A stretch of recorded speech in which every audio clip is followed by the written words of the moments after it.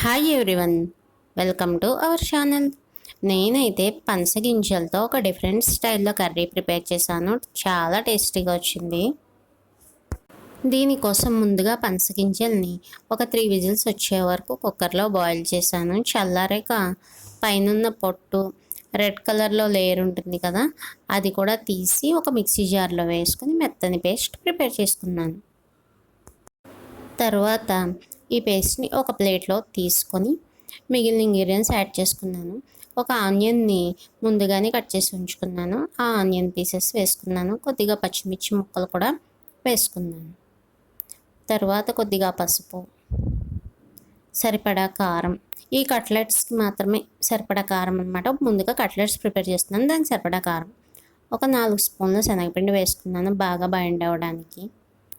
కొద్దిగా గరం మసాలా, సరిపడా సాల్ట్ వేసి బాగా కలుపుకొని రౌండ్ షేప్లో బాల్స్ చేసుకొని కట్లెట్స్లా ఒత్తుకున్నాను. లైట్గా అరచేతులకి వాటర్ అద్దుకొని కట్లెట్స్లా ఒత్తుకున్నాను. ఒత్తుకుని ఓ ప్లేట్లో పెట్టుకున్నాను. మనకి కట్లెట్స్ వద్దు, కోఫ్తాల్లో కావాలంటే కోఫ్తాల్లో కూడా ప్రిపేర్ చేసుకోవచ్చు. తర్వాత ఈ కట్లెట్స్ని డీప్ ఫ్రై అవసరం లేదు, షాలో ఫ్రై చేసుకోవాలి. బాగా రెండు వైపులా బ్రౌన్ కలర్లో వచ్చే వరకు షాలో ఫ్రై చేసుకోవాలి. కొద్దిగా టైం పడుతుంది. లో టు మీడియం ఫ్లేమ్లో పెట్టి మాత్రమే చేసుకోవాలి. అంటే శనగపిండి వేసాం కదా, దాని పచ్చిదనం పోయే వరకు బాగా చేసుకోవాలి. ఒకవేళ శనగపిండి అంత వద్దంటే కొద్దిగా తగ్గించుకోండి. ఈ కట్లెట్స్ మీరు స్నాక్స్లో కూడా తినవచ్చు. నేనైతే ఈ కట్లెట్స్తో కర్రీ ప్రిపేర్ చేద్దామని కొద్దిగా శనగపిండి ఎక్కువే వేసాను. స్నాక్స్లో తినాలి అనుకుంటే కొద్దిగా శనగపిండి తగ్గించుకోండి. కట్లెట్స్ బాగా ఫ్రై అయ్యాక మరో ప్యాన్ పెట్టుకొని కొద్దిగా ఆయిల్ వేసుకొని కొద్దిగా జీలకర్ర, ఆనియన్స్, అల్లం వెల్లుల్లి పేస్ట్ చేసి ఉంచాను, ఆ పేస్ట్ వేసుకున్నాను. బాగా ఫ్రై అవుతున్నప్పుడు కొద్దిగా పచ్చిమిర్చి, టమాటో ప్యూరీ కూడా వేసుకొని బాగా ఫ్రై అవనివ్వాలి. ఆనియన్ పేస్ట్, టమాటా పేస్ట్ బాగా ఫ్రై అయ్యాక స్పైసెస్, కొద్దిగా పసుపు, గ్రేవీకి సరిపడా కారం, గ్రేవీకి సరిపడా సాల్ట్, కొద్దిగా గరం మసాలా వేసుకొని బాగా కలుపుకోవాలి.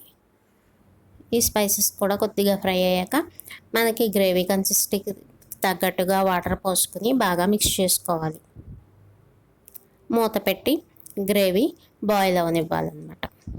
గ్రేవీ బాయిల్ అయ్యాకని కట్లెట్స్ వేసుకోవాలి. గ్రేవీ బాగా ఓ 5 to 6 మినిట్స్కి గ్రేవీ బాగా బాయిల్ అవుతుంది. తర్వాత మనం ముందుగానే కట్లెట్స్ని ఫ్రై చేసి ఉంచుకున్నాం కదా, ఆ కట్లెట్స్ని ఇప్పుడు వేసుకోవాలి.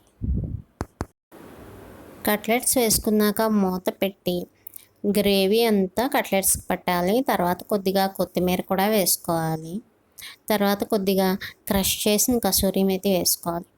కసూరి మేతి వేసాక కర్రీ అంతా పైన లైట్గా కలుపుకోవాలి. మొత్తం అంతా స్పీడ్గా కలిపేసుకోకూడదు. కలిపేసుకుంటే కట్లెట్స్ విరిగిపోయే అవకాశం ఉంటుంది.